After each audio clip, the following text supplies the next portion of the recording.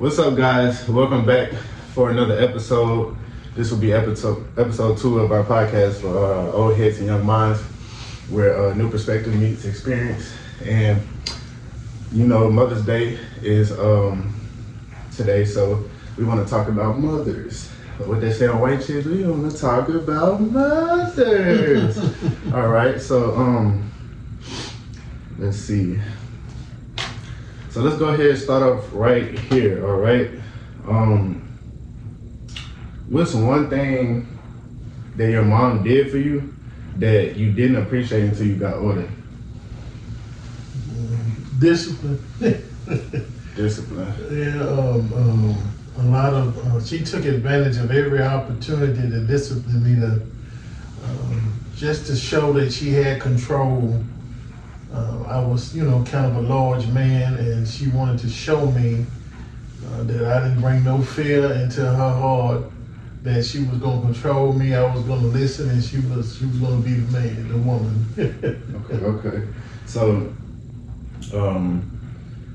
like, tell me more, like, about your mom. Like, what was she like? Oh man, my mom was, she was the shipmaster, man. She ran the show. My father, in the beginning, he worked, brought home the money, but she enforced the rules, and it was her house, and she applied all the discipline, but she was good people. She just didn't play. My mom had no tolerance for playing. She was a serious type person. But she got the job done. You could leave her in charge, and things were gonna get done. Is there moments that you did like see your mom have fun at all? Oh yeah, there were moments where she interacted with us and relaxed a little, but never too much. She never let her guard down too much because she felt like we would go too far with that.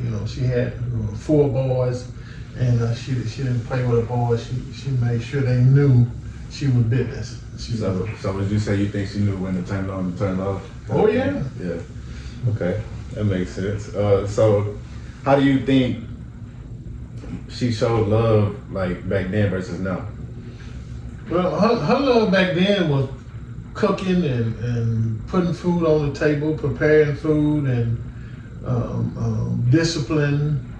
Those are the ground rules. That was the way she showed love back then. It wasn't no hugs and kisses and pats on the back. It was step in line or get knocked out. It was very strict. She was almost like a drill sergeant or something. She was real strict in that form. But everything was done out of love. It was never done just to be done. It was to show you something, prove a point, correct you for some behavior.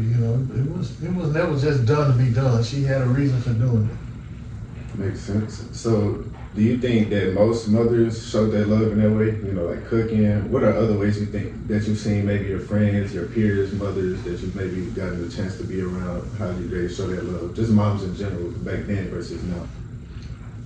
Back then, most moms tend to be the same back then.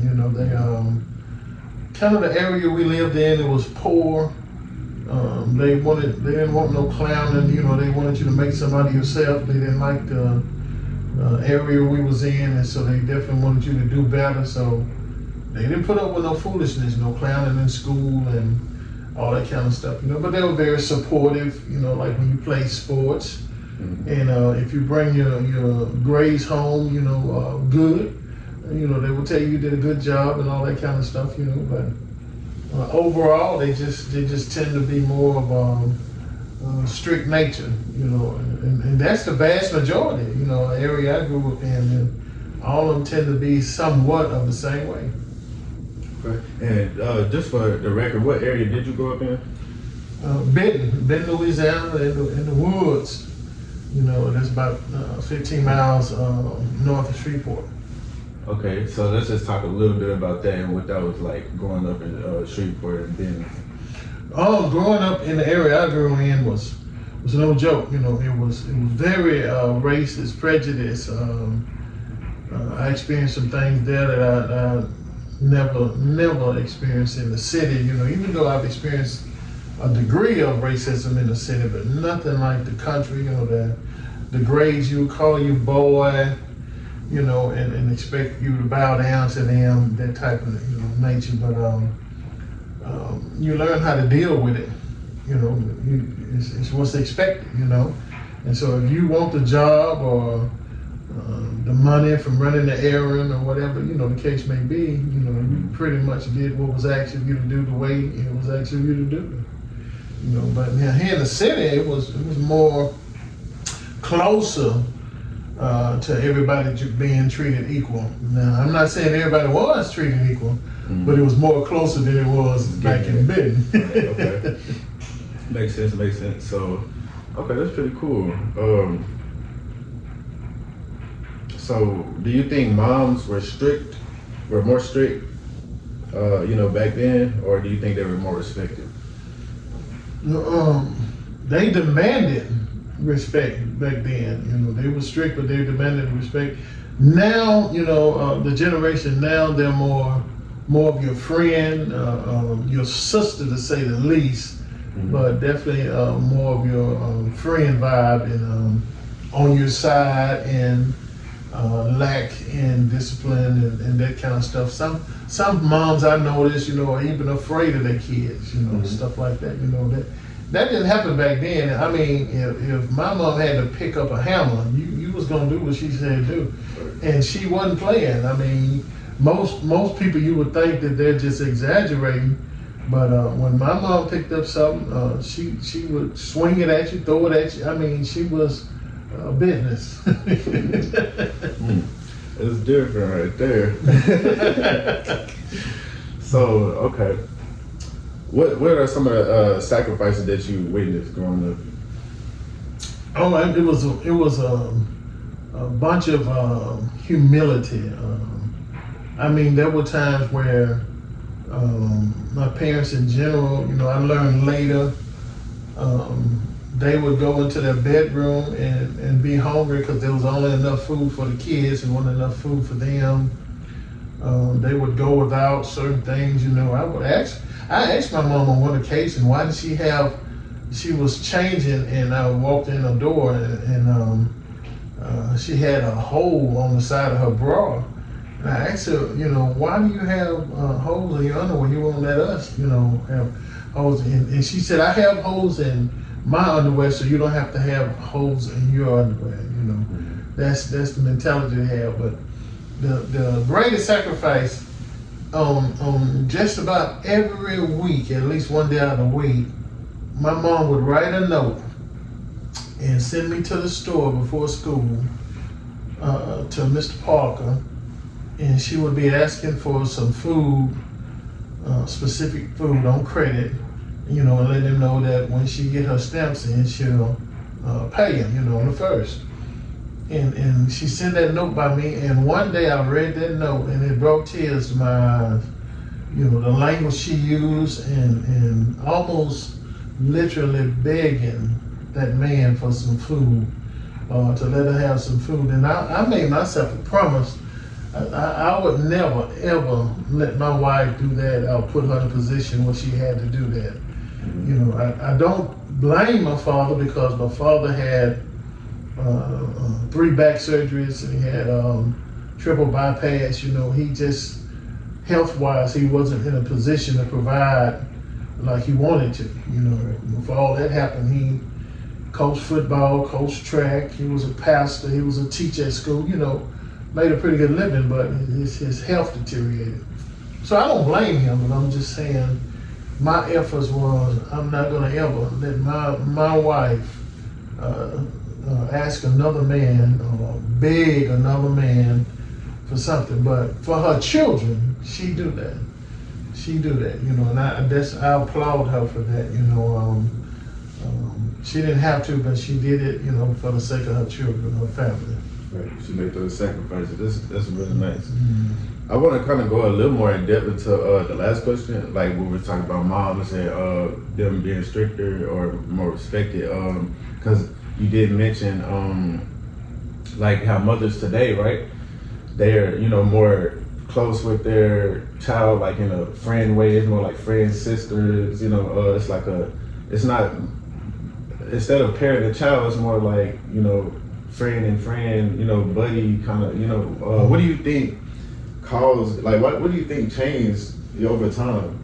You know what I mean? Well, I think having children early, that changed maturity-wise, you know, growing up, and the age difference, of course, you're gonna act 16 if you are 16 rather than if you have a child at 25, you know, you're gonna act like you're 25.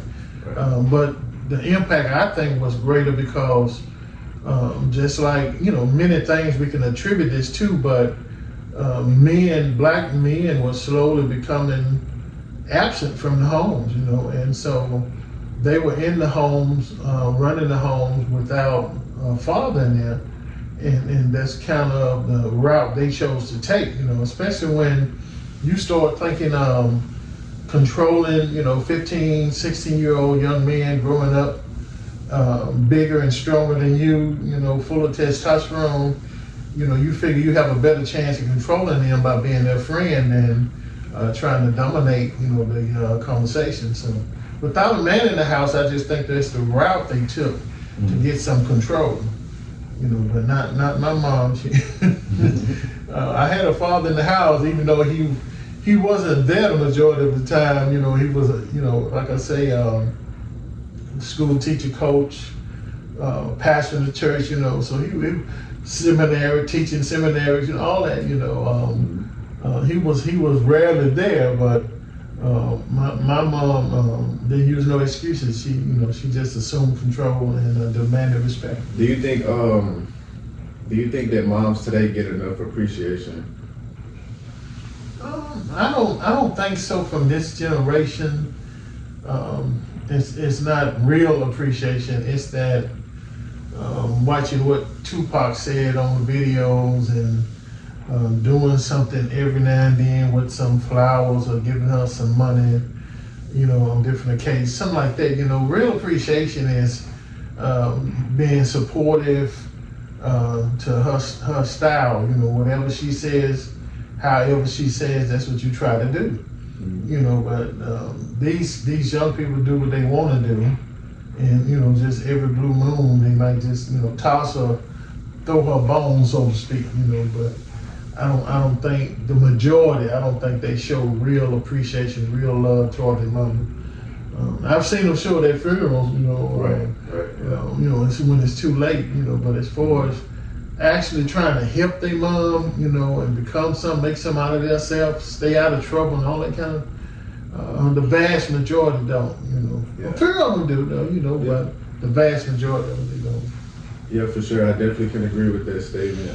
I think a lot of people don't realize what they have, you know, and that's what they say, you know, most people don't realize what they have until it's gone. You know, that's why you say, you know, funerals, I see, you know, when everything goes wrong, when everything comes down to the ground, that's when people start realizing what they got and, you know, how much it meant, how important it was, you know.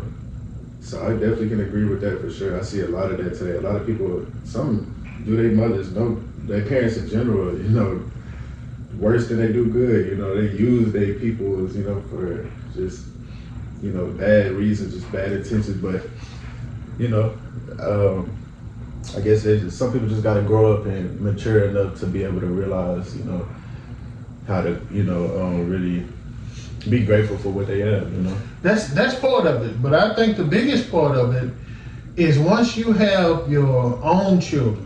Yeah. That's when you start really growing and learning and maturing, because I said I was going to do things different because I didn't appreciate the way my mom raised me, you know, at first. Right.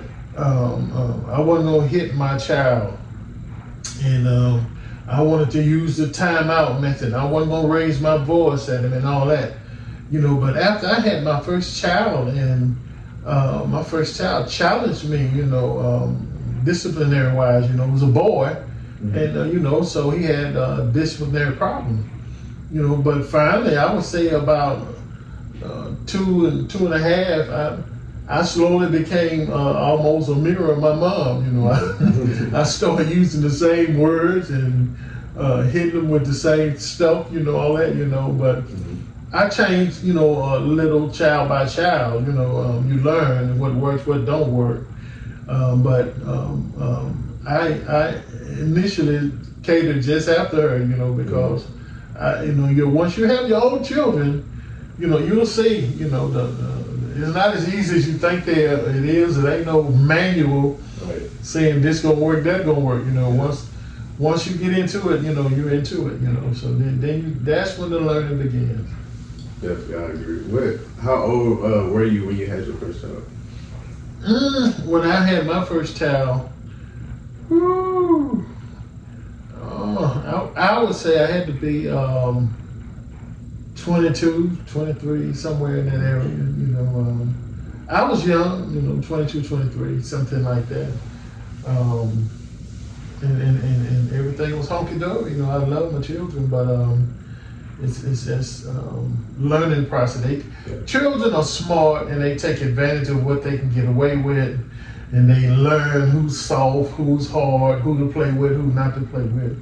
You know, and so initially, you know, I was the victim. You know, he figured out he could get away with stuff with me, and he couldn't get away with his mama. You know, so he played those games with me. But in the end, you know, the respect was there. You know, and I got things under control. But at first, I was a little salty. So, what are the differences that you incorporated into your parenting as you progressed into more children, you know, from your first child to your last one? Well, I learned how to control my discipline. I didn't wait until things got to the point where I had to use my emotions. I was so angry, I would hit them harder than I wanted to hit them with things I didn't want to hit them with, you know, say things I didn't want to say. And so I learned how to address matters earlier and under control. And that way, not only did you get some control, but you got some act right and some respect. The child didn't disrespect you, but a child don't like it when you know, abuse them. You know what I'm saying? They can understand when you discipline them because they know they're wrong. But when you do something that's just going too far, they remember that, you know, and they in their own way, they try to make it hard for you, you know, and you lose a little respect, you know. So I learned that with my second child, I didn't do everything and with them like I did the first. And then by my third child, you know, I had it pretty much down then, you know, at least the method I was going to apply, you know, I had it pretty much down. I didn't beat them as often. I didn't beat them for everything they did, and the way I beat them and the names I used and all that, you know, were vastly different in the beginning.